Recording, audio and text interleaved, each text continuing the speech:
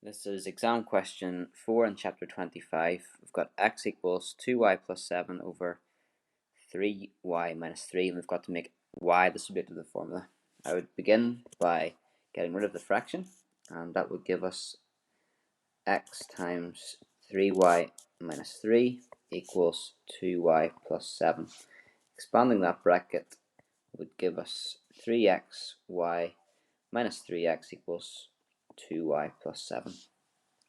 We want to make y the subject, so we want to collect the y's on one side. So I'm going to take 2y off both sides and add 3x to both sides. So we've got the y terms on the left hand side and terms that don't have y on the right hand side. When you get to that stage, you can factorize out the y. Y is common on the left hand side.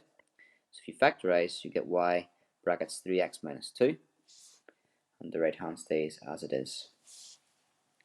So the 3x minus 2 is a number. We just don't know what it is, but it's the left hand side is the same as having something like 7y equals whatever. So you'd want to divide by the number of y's you have, which in this case it's not 7, it's 3x minus 2. So you divide by 3x minus 2. You divide by what y is multiplied by. Question 7b. Same approach. So you want to get rid of the fraction. So it will be y times 1 plus x equals 1 times 1 minus x, which is simply 1 minus x. You expand that bracket out, and we're making x the subject of the formula. So we need to get x's, I'll bring them to the left hand side. So we'd have the yx, I'm going to have a plus x, and the y, I'm going to take y off both sides to get minus y. So the negative x come over to become positive x, and the y came over to become negative y.